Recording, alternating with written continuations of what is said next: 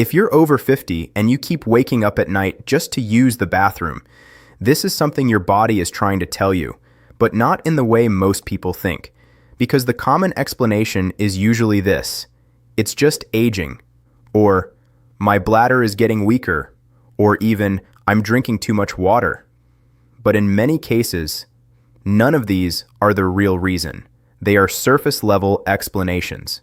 Today we're going deeper, because once you understand what is actually happening inside your body at night, you stop guessing and you start working with your biology instead of against it. Here at Strong 50s, we focus on breaking down real physiological research into simple, practical understanding that actually helps you in daily life. No fear, no hype, just clarity. And by the end of this video, you'll understand why your body produces more urine at night than it should, and what patterns may help reduce those interruptions. Stay with me until the end, because the final piece connects everything in a way most people never hear explained properly. Most people assume nighttime urination is a bladder issue, but your bladder is not the starting point. It is the final step in a much larger system. Think of your body like a coordinated fluid management network. You have kidneys controlling filtration hormones, controlling timing, blood circulation, controlling movement of fluid, and gravity, controlling where fluid collects. When all of these are balanced, your body can hold urine production during sleep, but when even one of these shifts with age, you start waking up at night. Not randomly, but predictably. Your kidneys don't operate at the same speed all day.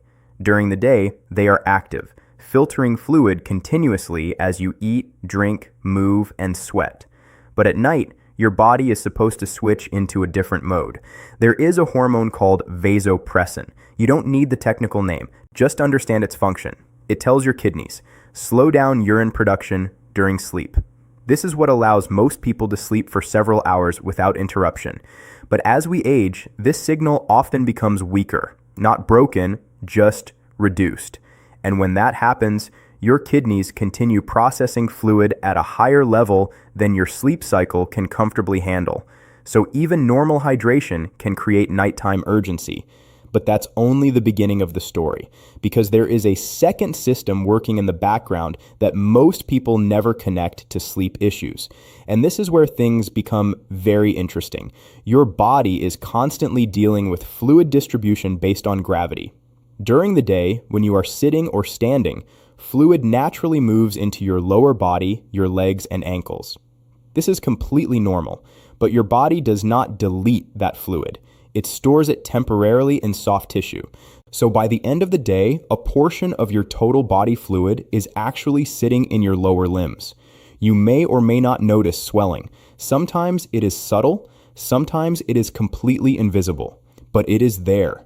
Then something changes when you lie down. The moment you go to bed, gravity no longer holds that fluid in your legs, so it starts to shift upward, back into circulation, and once that happens, your kidneys begin processing it again, which means your body is now producing urine from fluid that was previously stored in your legs during the day. This is one of the most overlooked causes of waking up at night, because the bladder is not filling from what you just drank. It is filling from fluid redistribution happening after you lie down. This is why timing alone doesn't fully solve it. Many people try one simple solution. Just stop drinking water in the evening. And while timing does matter, it only addresses one part of the system. Because if fluid is already sitting in your legs from the day, your body will still process it at night, regardless of when you stop drinking. This is why some people still wake up even when they barely drink anything in the evening. The issue is not just intake, it is distribution. If this explanation is already making sense, take a second and support the video by liking it. It helps Strong 50s reach more people who are dealing with the same problem but don't have clear explanations. And I want to hear from you. How many times do you usually wake up at night? And where are you watching from? This helps build a real community of people learning from each other. Now here's the key idea that changes everything. There are 3 systems working together that influence nighttime urination: how your kidneys slow down at night, how your body distributes fluid during the day, how gravity reshapes that fluid when you lie down. Most people only focus on number 1, but numbers 2 and 3 are often equally important, sometimes more. And once you understand all three, the solution becomes much more practical and predictable. During the next part, we'll break down how your daily hydration pattern affects nighttime pressure, why healthy drinking habits sometimes backfire after 50, and the first simple adjustment that may reduce night waking in many people. Because this is where small changes start creating noticeable differences, and most people completely overlook it. Now let's connect the missing piece. Because once you understand the two systems we already covered, kidney timing and fluid redistribution, there is still one more major factor that determines how often you wake up at night.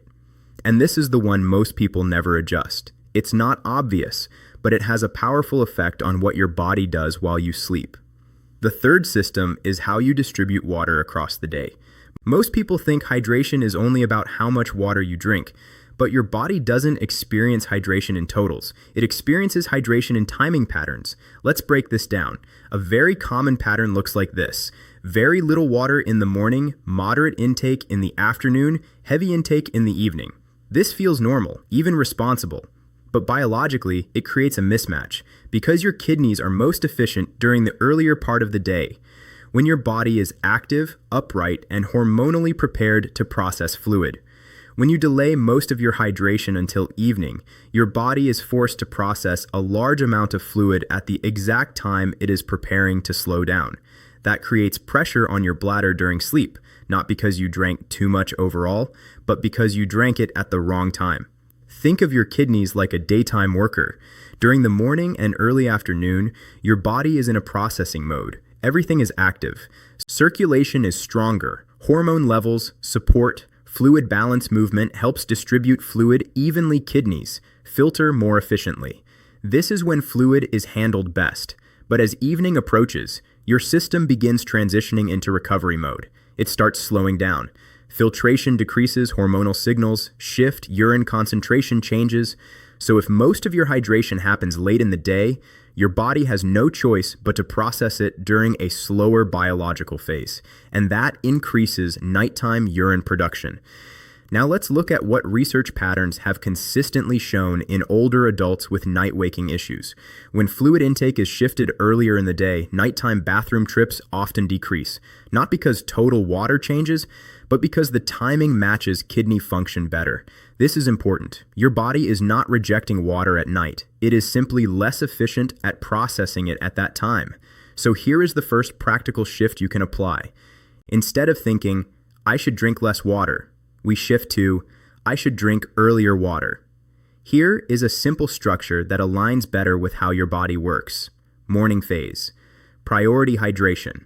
Start your day with a full glass of water. Then continue steady hydration through breakfast and mid-morning. This is when your kidneys are naturally most active and efficient. Afternoon phase, steady but controlled. Continue normal hydration during early afternoon, but avoid catch-up drinking later in the day, because catching up in the evening is one of the most common triggers of night waking. Evening phase, taper mode.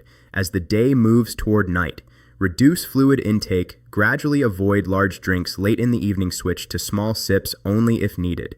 This helps your body enter sleep with a lighter processing load. Now let's connect everything so far. Nighttime urination is not caused by one single issue. It is usually the combination of hormonal slowdown at night. Your body's natural signal to reduce urine production becomes weaker with age. Fluid redistribution from the legs. Fluid stored during the day shifts back into circulation when you lie down. Late day hydration overload. Too much fluid is processed at the wrong time when the body is slowing down. When all three overlap, your bladder becomes the final exit point of a system still processing fluid during sleep. That's why you wake up. Not randomly, but predictably. Now here is the key turning point. Most people try to fix this problem at night, but the real control point is earlier in the day. That is where you reduce the load before sleep even begins. This is the core principle of Strong 50s. You don't fix night symptoms at night, you reduce night pressure during the day. One more simple support habit can also help. Many people benefit from elevating their legs for 20 to 40 minutes in the late afternoon. This helps move fluid back into circulation earlier in the day, so your kidneys can process it while you are still awake, instead of during sleep. Now let's bring everything together. You now understand how kidney timing changes at night, how fluid shifts in your body when lying down, why hydration timing matters more than total water, and why daytime patterns control nighttime sleep. This is the foundation most people never get explained clearly. And in the final part, we'll turn all of this into a simple nighttime protocol you can actually follow step by step, along with a real-life example that shows how quickly this can change sleep patterns. Now let's bring everything together into a simple, practical nighttime protocol you can actually follow. Because understanding the system is important, but what matters most is what you do with it. The Strong 50s Nighttime Reset Protocol. This is not a medication plan. This is not a treatment. This is a set of simple lifestyle adjustments that align your body with how it is naturally designed to work. Step 1, set your cutoff window. Take your usual bedtime and count backwards about 2 to 2.5 hours. That becomes your fluid cutoff point for the day. After this point, avoid full glasses of water, avoid tea or large drinks. Only small sips if absolutely necessary. The goal is simple. Let your body enter sleep without a heavy fluid load still in processing mode. Step 2. Front load your hydration earlier in the day. The next morning, start your hydration early. Before coffee or any food, drink a full glass of water. Then spread your fluid intake through the morning and early afternoon. This helps your kidneys do most of their work while your body is active and upright. By late afternoon, you should already be mostly hydrated for the day. Evening should no longer be catch-up time. Step 3. Support fluid movement in the afternoon. Choose a 30 to 40 minute window in the late afternoon. Sit or lie down with your legs slightly elevated above hip level. This helps fluid that has collected in your legs during the day return to circulation earlier. So your body processes it before sleep, not during it. Now, when you combine these 3 steps together, something important happens. You are no longer fighting your body at night. You are supporting it during the day. And that is the real shift. Let's imagine 2 people. One person drinks most of their water in the evening, sits all day, and goes to bed with fluid still in their system. They wake up multiple times during the night, not because something is wrong, but because their system is still actively processing fluid. Now another person follows this pattern, hydrates in the morning, stays consistent through the day, reduces evening intake, elevates legs briefly in late afternoon. At night, their system is already quiet. Less fluid pressure, less redistribution happening during sleep, fewer interruptions, same body design, different timing, if you ever notice, severe swelling in the legs, shortness of breath, or sudden changes in urination patterns. It's important to speak with a healthcare professional, because while many cases are lifestyle related, not all are, and it's always better to be safe. Nighttime urination is not random. It is the result of how your body manages fluid timing, gravity-driven redistribution, and age-related hormonal changes. And every one of these systems can be influenced by daily habits, not perfectly, not instantly, but meaningfully. If this video helped you understand your body better, take a second and like this video. It really helps Strong 50s reach more people who are dealing with the same issue. And I want to hear from you in the comments. How many times do you wake up at night on average? Tell us where you are watching from and your age if you're comfortable sharing. This helps build a real Strong 50s community where people learn from each other. If you're new here, Strong 50s is all about helping adults over 50 understand their bodies through clear, research-based explanations, without confusion or fear. We upload content regularly to help you stay informed, independent, and in control of your health. So if this was helpful, consider subscribing so you don't miss the next one. One last thing to remember, your body is not broken, it is adaptive. And when you understand how it works, you can work with it instead of against it. That's how better nights begin. Stay strong, stay informed. This is Strong 50s.